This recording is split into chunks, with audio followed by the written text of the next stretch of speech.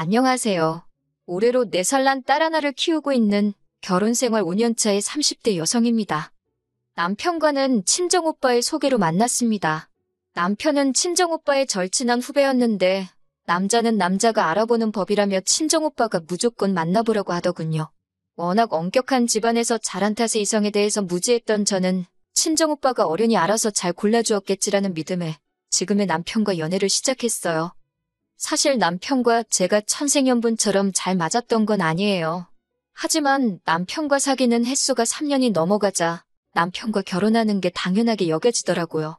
게다가 남편은 저더러 아무것도 안 해와도 된다, 몸만 와도 된다 했습니다. 솔직히 털어놓자면 당시 저희 친정 사정이 좋지 않았어요. 친정오빠가 사업을 한답시고 친정부모님 재산을 이리저리 받아갔는데 일이 잘 안 풀렸거든요. 그래도 친정부모님께서는 맏아들이라는 이유로 묻지도 따지지도 않고 계속해서 지원을 해주고 계시던 상황이었고요. 게다가 친정부모님 험담을 하자는 건 아니지만 워낙에 친정아버지가 가부장적이셔서 딸은 어차피 시집가면 그만이다. 그 소리를 입에 달고 사셨어요. 그런 친정아버지에 비해 친정오빠는 그래도 사람이 다정하고 제 마음을 많이 알아줬거든요. 그래서 오빠 말이라면 더 믿고 따랐던 것도 있어요. 아무튼 친정이 이런 상황이다 보니 몸만 시집 오라는 남편의 말이 고맙기까지 하더라니까요.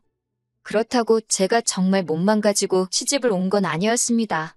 그래도 당시 회사 다니면서 모아둔 돈이 3천만 원 정도 있었거든요. 회사 생활 시작한 이후로 매달 친정의 생활비를 보태드리고 그러다 보니 많이 모으지는 못했지요. 그래도 시집 간다 하니까 친정어머니가 친정아버지 몰래 1,000만 원 만들어주시대요. 그렇게 총 4천만 원 들고 왔어요. 남편은 경기권에 자기 명의로 된 빌라가 있다고 했고요. 그런데 결혼 후에서야 알게 된 게 빌라는 시세 2억짜리였고 그나마도 대출이 1억 정도 있어서 결혼식을 올린 이후부터는 같이 갚기 시작했네요. 결혼식을 올린 뒤 신혼 1년은 그래도 그럭저럭 괜찮았어요. 어느 다른 신혼부부들처럼 서로 맞춰가느라 다투기도 했지만 대부분이 심각하지 않은 일들이었지요. 그러다 제가 임신을 하면서 생각지도 못한 이야기를 듣게 되었습니다. 제 임신 소식을 들으신 어머님께서 학가를 제안하셨거든요. 같이 살면서 당신이 제 산후조리도 해주고 아이도 봐주겠다는 말씀이셨는데 솔직히 내키지가 않았네요. 시부모님에 대해서 조금 이야기를 해보자면 아버님께서는 저희 부부가 결혼식을 올리고 얼마 지나지 않아 지병으로 세상을 떠나셨어요. 사실 워낙에 건강 상태가 좋지 못하셨기에 오래 버티지 못하실 건 알고 있었지만 저희 예상보다 빨리 세상을 떠나셔서 저를 비롯한 모두가 충격이 컸지요. 그리고 아버님과 금슬이 좋으셨던 어머님께서는 하루가 다르게 어두워지시더니 급기야 우울증 증세를 보이기 시작하셨습니다. 저희를 앞에 앉혀두고도 당신이 무슨 이야기를 하고 계셨는지 깜빡하시기가 일쑤였고 이후로도 걸핏하면 멍하니 하루 종일 창밖만 보고 계셨습니다. 반년쯤 지나 어머님의 생신 때는 제가 차려드린 밥상을 보시고는 엉엉 우시다가 갑자기 밥상을 발로 걷어차셨는데 남편도 신우도 어머님의 그런 과격한 행동은 처음이라며 꽤나 당황해야 돼요. 상을 차린 저는 저대로 서운하고 서러워서 눈물을 흘렸고 집안 망신이다 싶었지만 아는 지인에게 털어놓으니 그거 우울증 아니냐입니다. 그래서 남편과 신우에게 어머님을 모시고 병원에 가보자 했어요. 그런데 그 말을 들은 신우가 네가 뭔데 우리 엄마를 미친 X 취급을 하냐고 다짜고짜 화를 냈습니다. 남편도 저더러 걱정해주는 건 고마운데 어머님은 멀쩡하고 오히려 이런 이야기를 하는 제가 어머님께 상처를 준다는 식이 돼요. 무엇보다도 어머님 본인이 병원 가길 거부하셨기에 적절한 치료는커녕 상담조차 이루어지지 못하고 있었습니다. 사정이 그렇다 보니 솔직히 산후조리고 앞으로 태어날 아기고 어머님께 맡기는 건 부담스러웠고 꺼림직했어요. 하지만 이런 제 마음을 알아줄 것 같던 남편마저 모처럼 어머님의 의욕적인 모습에 한껏 들떠 있었기에 결국 저는 남편을 설득하지 못했습니다. 하지만 다행이라고 해야 할지 금세 또 며칠 만에 어머님께서 기분이 안 좋으시다며 학가는 안 하겠다 하시대요. 주변에서 하는 말이 집까지 팔고 아들네 들어갔는데 아들 며느리가 구박하면 서러워서 못 산다고 했다나요. 듣고 있는데 저도 남편도 좀 황당했다고 해야 하나? 동시에 마음에 병이 있어서 그러신 거니 안타깝기도 하고 학가는 피했다 생각하니 다행이다 싶기도 했고요. 아무튼 결국 산후조리도 아이 봐주는 것도 다 없던 일이 되었습니다. 이후로 아이가 태어났고 저는 얼마 지나지 않아 다니던 회사를 관뒀습니다. 원래 회사를 다니는 동안 부업으로 번역일을 하고 있었는데 언젠가부터 번역일로 버는 돈이 출판사 월급하고 비슷해졌거든요. 게다가 회사는 출퇴근을 해야 했지만 번역일은 집에서도 할 수 있었으니 여러모로 번역일이 저에겐 나은 옵션이었어요. 그런데 이때부터였어요. 남편이 저와는 상의도 없이 걸핏하면 어머님을 일주일이고 한 달이고 저희 집에 계시게 하더라고요. 그래놓곤 한다는 소리가 어머님 혼자 얼마나 쓸쓸하시겠냐면서 저라도 있는 저희 집에 와 계시면 좋을 것 같다고 저더러 이해를 해달래요. 오신 김에 손녀도 봐주실 테니 분명 저에게 도움이 될 거라면서요. 하지만 실상은 그렇지 못했습니다.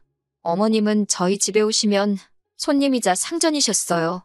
절대 당신 손으로 뭐 하나 하시는 법이 없었습니다. 일례로 손녀인 제 딸이 울건 어쩌건 기저귀 한 번을 안 봐주시더군요. 뿐만 아니라 어머님 눈에는 당신 아들은 아침부터 밤까지 밖에서 일을 하는데 며느리인 저는 집에서 편하게 일하니 그 모습이 어지간히 꼴보기가 싫으셨던 모양입니다. 그래서인지 툭하면 빨래 안 하냐, 청소 안 하냐, 음식 안 보냐, 뭐 안 하냐? 솔직히 처음에는 저랑 둘이 있는 게 어색해서 무슨 말을 하셔야 할지 몰라서 저러시나 싶기도 했고 아니면 단순히 말상대가 필요해서 그러신가 싶기도 하고 어쩔 줄 모르겠더라고요. 하지만 막상 어머님 말동무라도 해드리려고 하면 매사 시큰둥하시고 들은 채도 안 하시대요.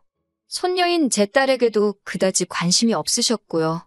솔직히 저도 사람이라 그런 어머님과 있으면 숨이 다 막히는 것 같았고 한마디로 살갑게 대해드리기가 어렵더라고요. 결국 그렇게 어머님이 저희 집에 옷가 계시기를 수십 차례 세월로 2년이란 시간이 흘렀습니다. 참다 못한 남편에게 제가 어머님이 오실 때마다 일은 일대로 못하고 거기다 육아의 살림에 어머님 식사 준비까지 힘들어 미쳐버릴 것 같다고 소리를 쳤어요. 2번 다시 모시고 오지 말라고 그때는 어머님께 직접 이야기하겠다고요. 솔직히 바보같이 들리겠지만 그전까지만 하더라도 남편한테 이거 싫다 저거 좋다 뭐 강하게 이야기해본 적이 없어요. 특히 어머님에 관해서는 어머님은 환자라고 생각했고 남편은 그런 환자의 아들인 만큼 제가 맞춰주는 게 맞다고 생각하고 배려했지요. 그런데 이러다간 정말 내가 먼저 우울증에 걸려 죽겠구나 싶더군요. 그래서 처음으로 남편한테 큰 소리를 냈더니 남편도 꽤나 놀란 눈치대요. 하지만 그 약발이 오래가지는 않았습니다. 그렇게 큰 소리가 오가고 2달쯤 지났던 어느 날이었어요. 그날도 평소처럼 어린이집에 있는 아이를 데리러 가고 있었는데 신호를 무시한 채 달려오던 자동차에 제가 그만 치이고 말았지요. 그리고 급하게 찾은 병원에선 인대가 파열되어 수술까지 할지도 모른다는 이야기를 듣게 되었네요.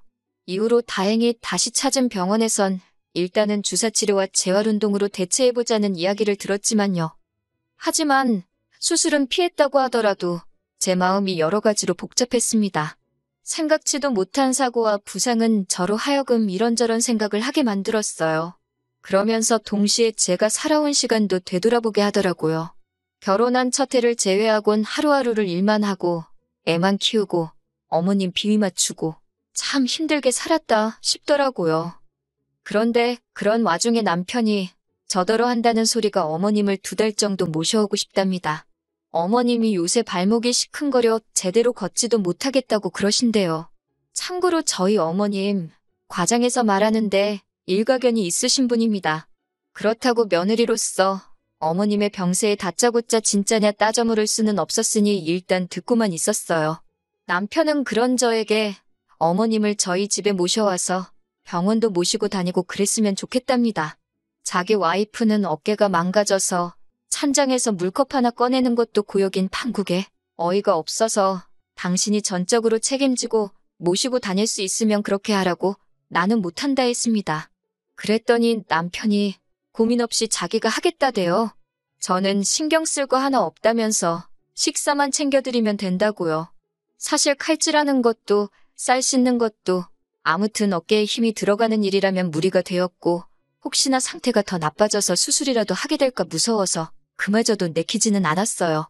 하지만 어차피 먹고는 살아야 하고 먹는 걸로 그러는 건 도리가 아닌 것 같아 알겠다 했습니다.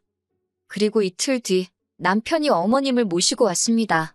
어머님 댁은 참고로 저희 집에서 차로 1시간 거리에 있어요. 다니기로 한 병원까지도 차로 1시간 거리로 저희 집에서 가는 것과 별반 다르지 않지요. 제가 어머님이었다면 불편하게 며느리랑 부대끼며 있느니 제 집에 있지 않았을까 싶었지만 아무튼 발목이 아파 걷지도 못하신다는 얘기와 달리 어머님께서는 다음날 아침 바로 산책을 나설 만큼 아무렇지 않아 보였습니다. 남편더러 당신도 어머님 산책하는 거 보지 않았냐? 진짜 아프신 거 맞냐 하니까 저게 다 재활운동의 일환이라며 어머님을 두둔하더군요. 팔은 안으로 굽는다더니 내가 당신과 무슨 말을 하겠냐 싶어서 더는 따지고 들지도 않았습니다. 그냥 약속한 대로 알아서 책임지라 그 소리만 했어요. 하지만 어머님이 오시고 정확히 일주일째 되던 날이었습니다. 남편이 급하게 출장 일정이 잡혔다며 저더러 3박 4일 동안 어머님을 부탁한다는 거예요. 저는 단칼에 거절했습니다. 어머님이 오신 이후로 반찬 타박을 어찌나 하시는지 평소 남편과 제가 먹는 것보다 2배, 3배 많은 메뉴를 그것도 몇 끼마다 해대고 있었거든요. 그리고 당연히 그러한 부엌일이 제 어깨에 큰 무리가 되고 있었고요.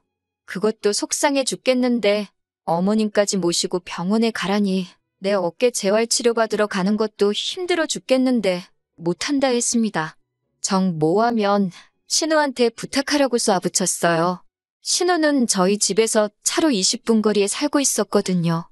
하지만 남편은 말로만 알겠다 하더니 출장을 가는 날까지 기어이 가타부타 말이 없더군요. 그리고는 그냥 어머님을 두고 출장에 가버렸어요.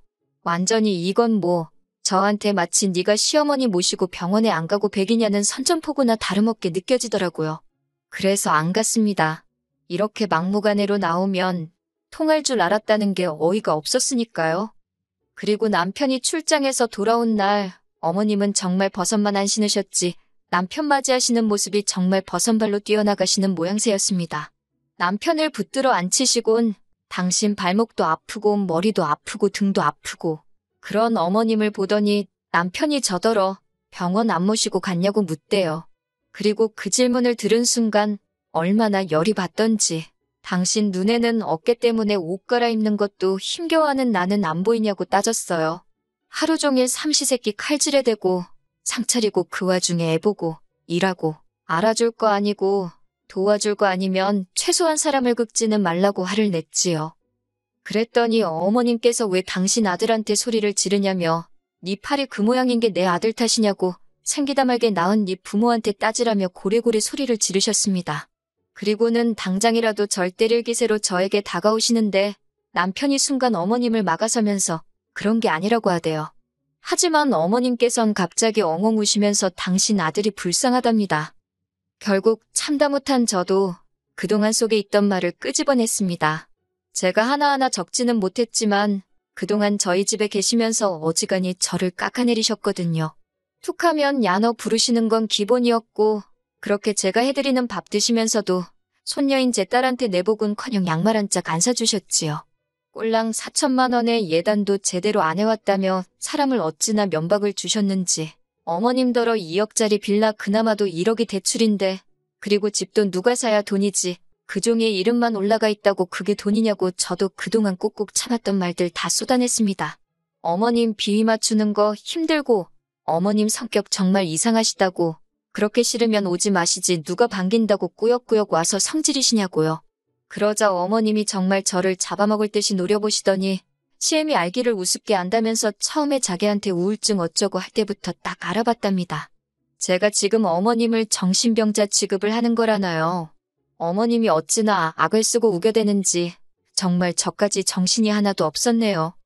결국 남편이 신우에게 전화를 걸었고 얼마 지나지 않아 신우와 신우 남편이 쫓아왔습니다.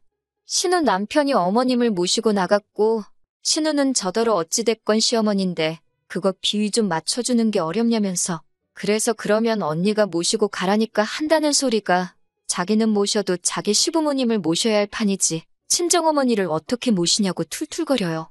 그러면서 신우도 어머님이랑 똑같은 소리를 하대요.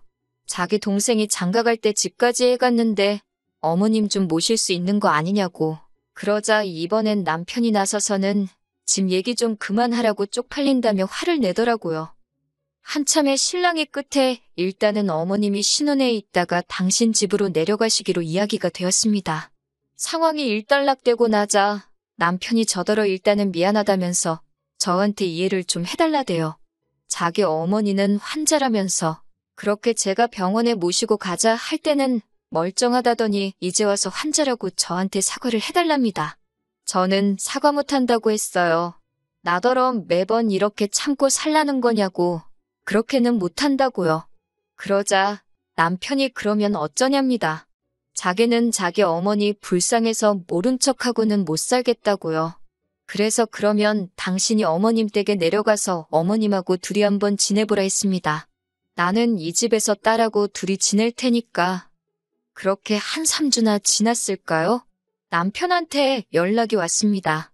자기가 생각이 짧았다며 무조건 미안하대요. 자기 어머니지만 이렇게 까다롭고 상대하기 어려운 분인지 몰랐다면서 저더러 고생이 많았겠다고 그래요. 그래서 남편과 저는 극적으로 화해를 했습니다. 그리고 남편이 신우에게도 저에게 이야기한 것과 똑같이 얘기를 했답니다. 자기 와이프, 그러니까 제가 얼마나 고생을 했을지 누나는 상상도 못할 거라면서 이제 누나도 누나 할 도리는 하고 살라고 했다고요.